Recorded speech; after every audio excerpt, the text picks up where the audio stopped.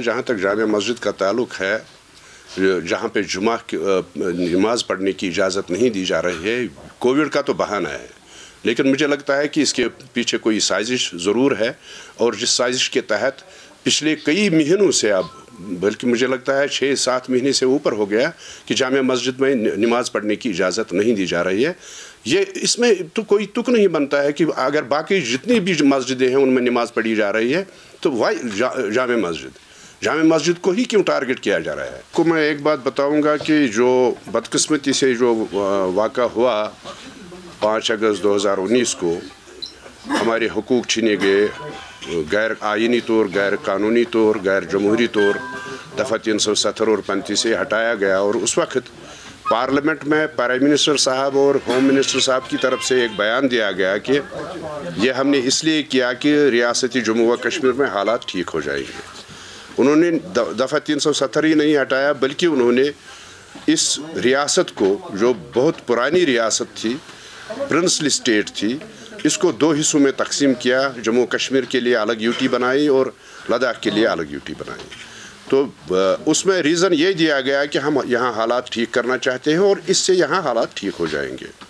लेकिन अब 2 साल से ज़्यादा अरसा गुज़र गया तो लगता है कि हालात ठीक नहीं हुए, बल्कि हालात बद से बदतर हो गए हैं। जैसे प्राइम मिनिस्टर साहब ने एक बार ये कहा था कि अब अच्छे दिन आने वाले हैं, मुझे लगता है कि जम्मू कश्मीर के लिए बुरे दिन ही आए हैं, अच्छे दिन नहीं आए हैं। ना कोई डेवलपमेंट है, ना कुछ है, बल्कि अमान जो यहाँ पे कायम हुआ था हमारी सरकार के दौरान, उसको भी दचका लगा है।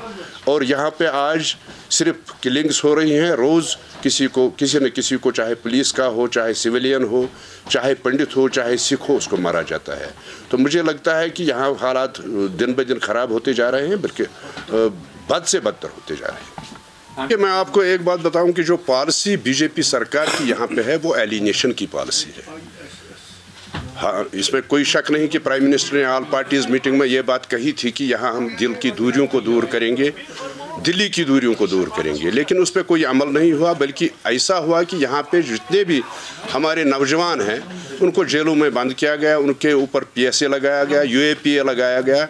ये आपको हाल ही में पता है कि जब पाकिस्तान ने मैच जीता तो अगर किसी ने यहाँ सेलिब्रेट किया, हालांकि उसको हक है, आईनी हक है किसी को भी किसी मैच का भी सेलिब्रेट करना, और उनको आगरा जेल में बंद किया गया, उनको डिफरेंट स्टेट्स के जेलों में बंद किया गया।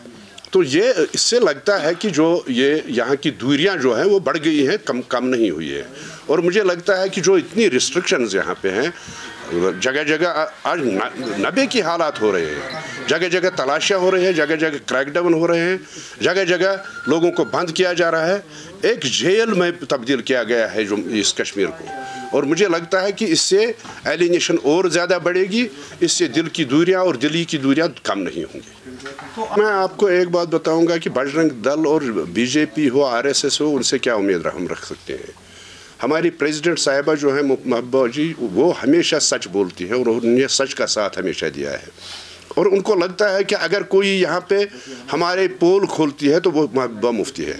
इसलिए बजरंग दल हो, RSS हो, शिवसेना हो, जितनी भी ये पार्टीज़ हैं जो कम्युनल पार्टीज़ हैं, वो तो करेंगी, वो तो एहतजाज करेंगी, जो वो कह रही हैं वो उनको रास नहीं आता है। तो मुझे लगता है कि ये पॉलिसी ठीक नहीं है, ये दबाने की पॉलिसी जो है, इससे और ज़्यादा यहाँ पे हालात ख़राब हो जाएंगे, हालात अच्छे नहीं हो जाएंगे। मुझे लगता है कि जमहूरियत का तो इन्होंने कला कमा किया है। ये कहते हैं कि हमें जमहूरियत पर भरोसा है, लेकिन इनकी कथनी और करनी में फ़र्क है।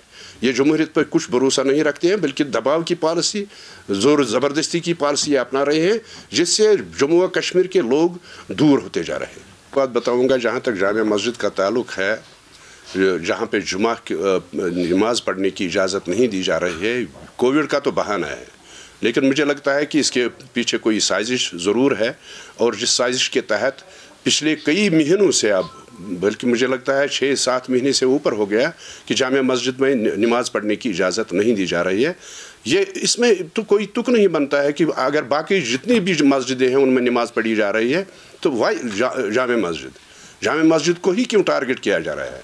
और जहाँ तक आपने मीरवाइज़ का सवाल किया, मुझे लगता है कि जमहूरियत में हर किसी को बोलने का हक है।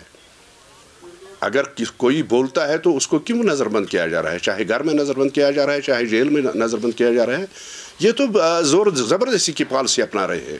مجھے لگتا ہے کہ یہ پالیسی ٹھیک نہیں ہے. ریاست جموں و کشمیر کے لوگوں کے لیے یہ ٹھیک نہیں ہے، اور مجھے لگتا ہے کہ یہاں کے لوگ بالکل مایوس ہیں ان حربوں سے.